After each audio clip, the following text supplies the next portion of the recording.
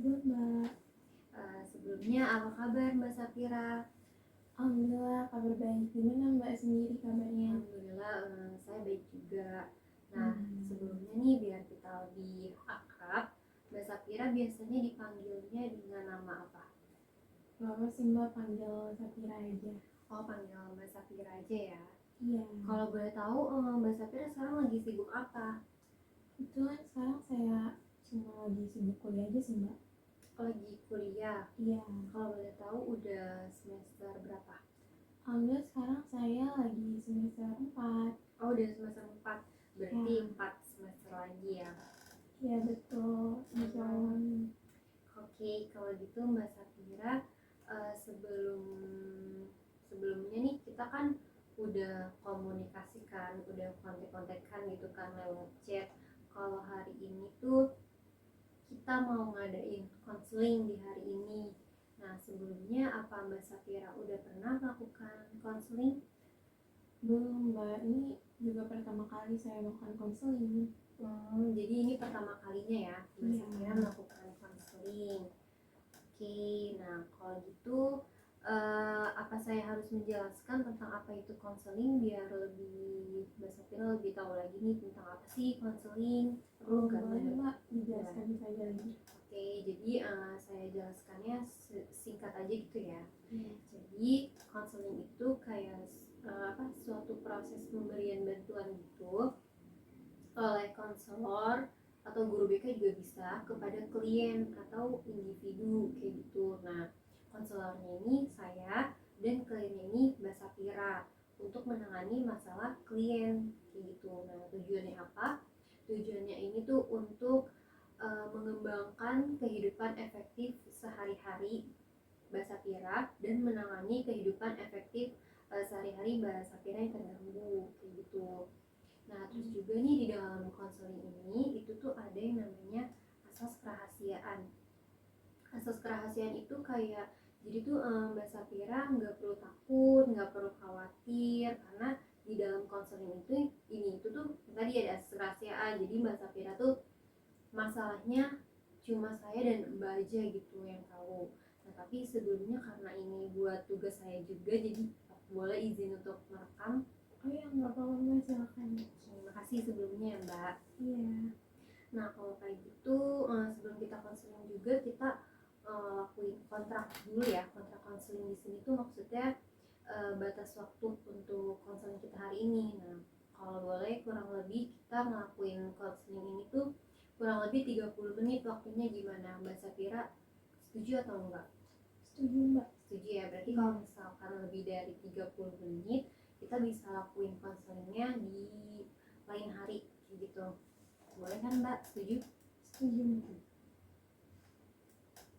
Oke, kalau gitu yang sempat tadi saya katakan di awal tuh kalau kita udah komunikasi nih lewat chat, lewat WA bahwa hari ini kita akan konseling. Nah, jadi di situ saya akan memberikan pelayanan berupa layanan penempatan dan penyaluran.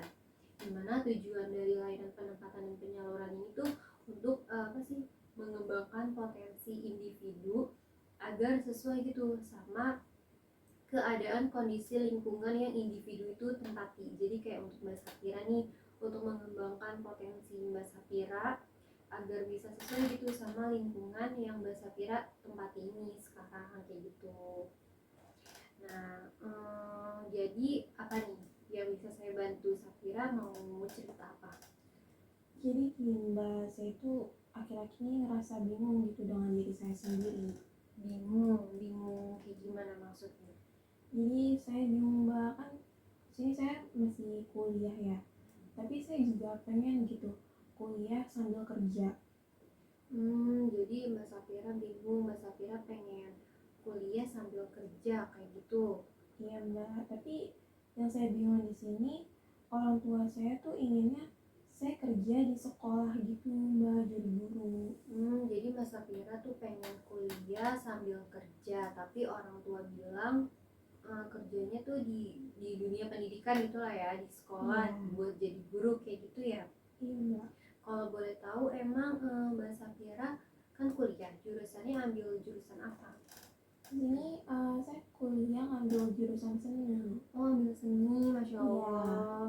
Jadi apa nih yang membuat Mbak Safira bingung? Iya, jadi saya bingung Mbak. Saya kan ambil kuliah jurusan seni. Nah, saya merasa potensi saya pun adanya di seni gitu. Tapi kalau misalkan jadinya, kalau misalkan orang tua saya nyuruh saya jadi guru, saya merasa bahwasanya saya belum bisa gitu, belum siap.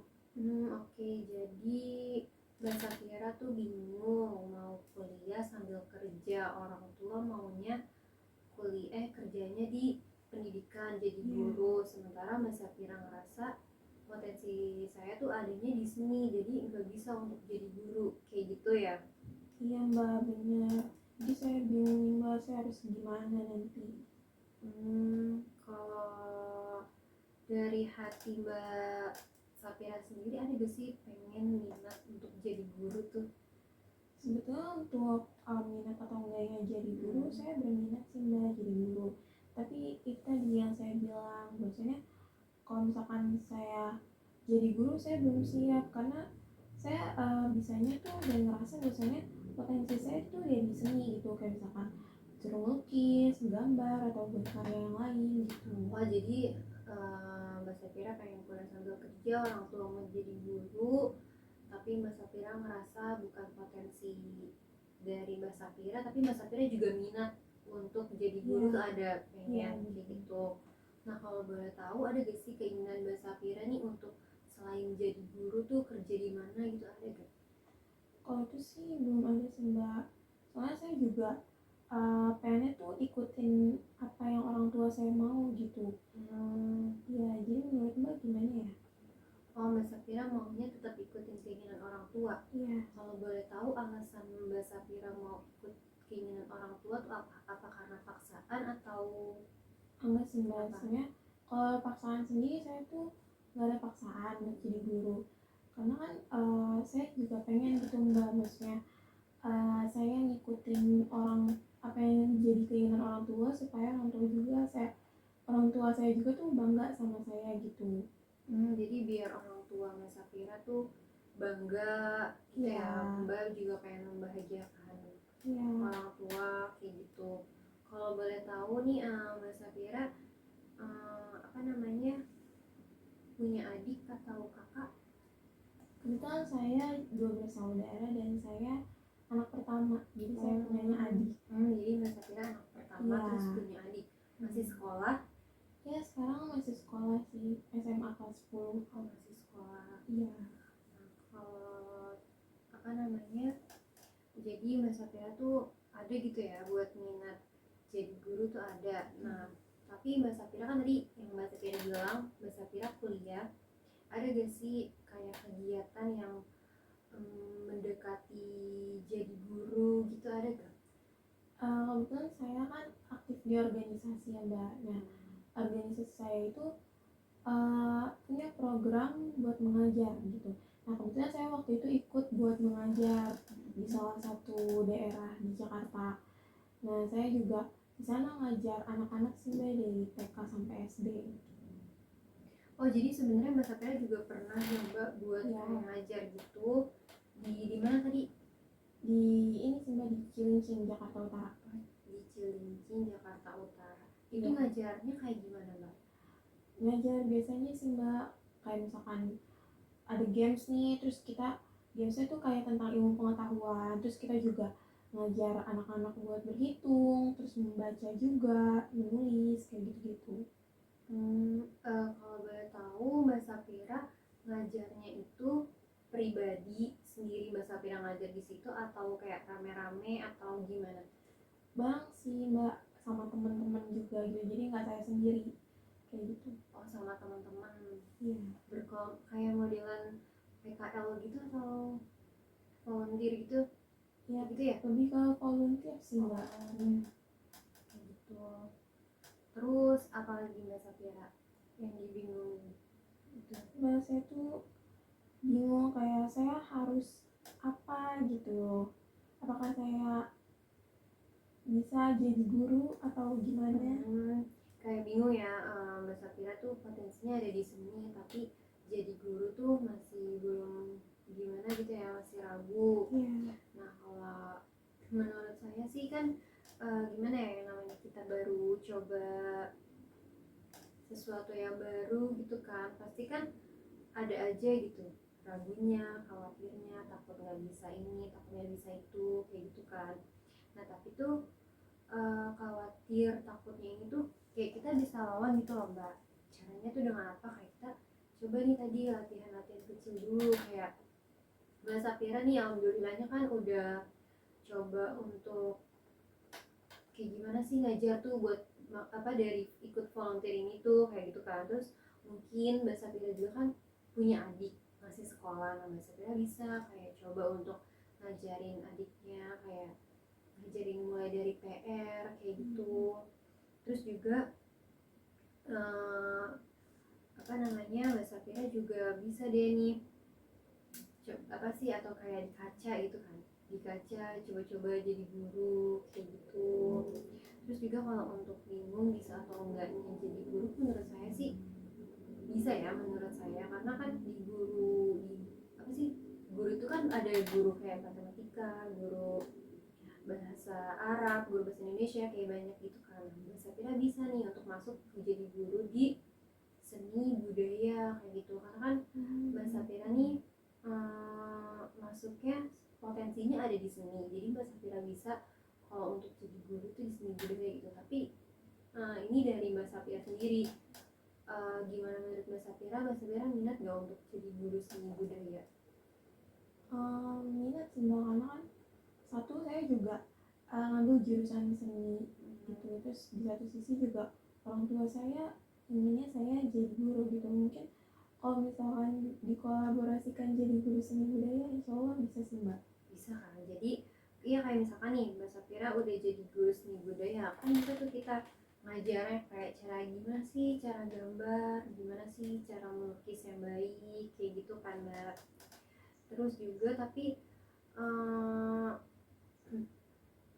kayak Mbak Safira, jadi kan Mbak Safira tadi mau jadi guru minat juga kan, minat juga, nggak paksaan. Jadi bisa deh Mbak Safira punya potensinya di seni, terus Mbak Safira juga ikut kemauan orang tua buat jadi guru, jadi bisa jadi guru seni budaya kayak gitu sih Mbak, menurut saya ya gitu. Terus juga kan pasti seru juga kan Mbak, kita ngajar tapi ngajarnya tuh sambil bermain karena menggambar kayak gitu. Iya sih mbak. Kalau gitu mungkin nanti saya akan mencoba belajar untuk magang, mungkin mengikuti magang jadi guru seni budaya. Siapa tahu mungkin jadinya nanti bisa dan mengembangkan potensi saya. Iya sih, bener-bener bisa Mbak Safira bisa nih coba. Kalau misalkan Mbak Safira masih takut untuk jadi guru, kalau misalkan takut untuk jadi guru sih pasti emang takut sih ya. Maksudnya kan kita terjun gitu kan. Tapi alhamdulillahnya tadi saya bilang Mbak Safira udah pernah nyoba untuk jadi volunteer ya tadi, volunteer, atau Mbak Safira bisa ngajarin adik Mbak Safira juga untuk kayak Mbak Safira nih seolah-olah jadi guru kayak gitu. Nah makanya menurut saya juga Mbak Safira bisa coba nih magang dulu aja, magang coba-coba di sekolah ini untuk coba lamar jadi guru seni budaya kayak gitu. Tapi Mbak, kalau misalkan jadi guru itu kan jangkanya mungkin jangka panjang ya. Nah, Mbak Safira sendiri nih minat untuk kerja jangka panjang, jadi benar-benar Mbak Safira kerja jadi guru seni budaya, ngajar gitu segala macam, terus di satu sisi Mbak Safira kuliah kayak gitu. Mbak Safira sanggup gitu maksudnya?